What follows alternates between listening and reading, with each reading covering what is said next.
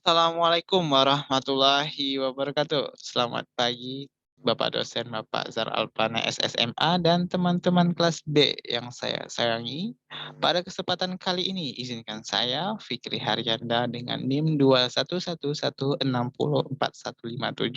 untuk mempresentasikan materi PowerPoint saya terkait Muhammadiyah di Papua, fokus dan perkuat peran di sektor pendidikan. Tanpa memperpanjang waktu, langsung saja kita lanjut ke slide berikutnya. Sebelum kita membahas tentang sektor pendidikan, kita perlu membahas tentang tantangan terbesar bagi pembangunan Papua.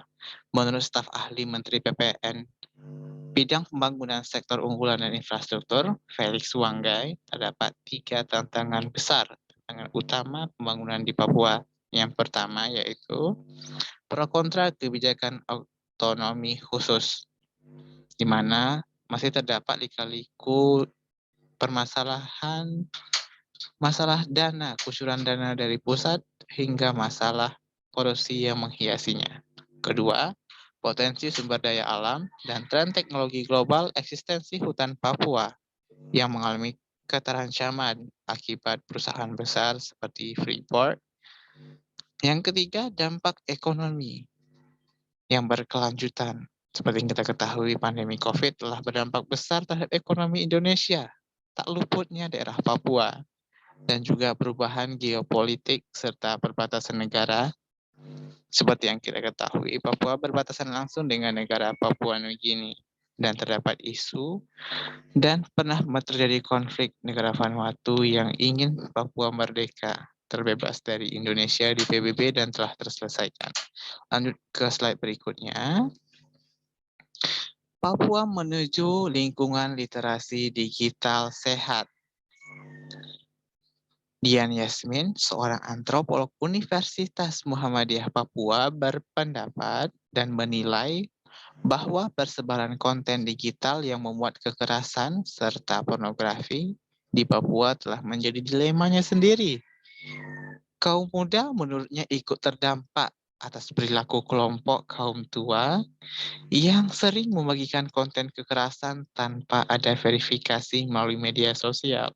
Selain di media sosial, juga terdapat persebaran melalui alat VCD yang diputar di acara-acara adat tertentu.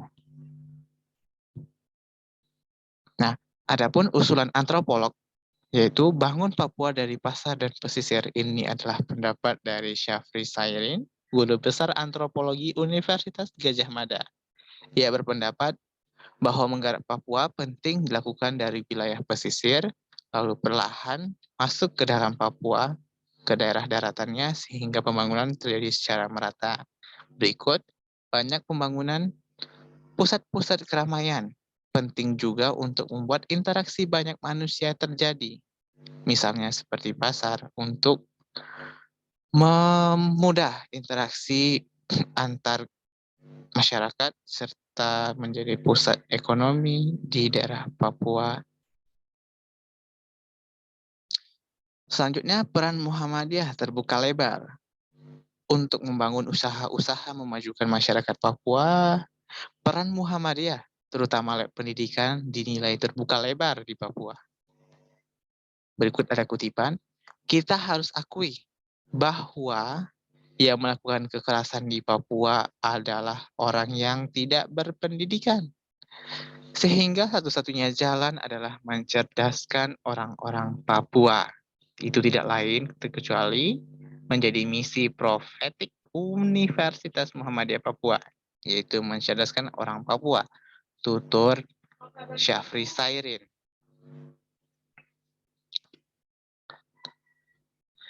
Pendidikan Muhammadiyah di Papua. Warga asal Papua, asal Kalimana yang hadir dalam forum diskusi webinar masa depan Papua 1 pada tanggal 30 bulan 10 2021 menaruh harapan terhadap lembaga pendidikan Muhammadiyah untuk terus aktif membangun Papua. Sekolah di Muhammadiyah. Sekolah Muhammadiyah di Papua telah banyak diterima oleh masyarakat Papua. Dengan begitu, kegiatan ini menjadi salah satu kontribusi dari Muhammadiyah untuk tanah Papua, tutur Hairil Anwar, Wakil Ketua Majelis Dikti Litbang PP Muhammadiyah. Meskipun di sana mayoritas Kristen, Muhammadiyah juga tetap memfasilitasi pembelajaran agama sesuai dengan kepercayaan mereka. Baiklah, sekian hasil presentasi dari saya.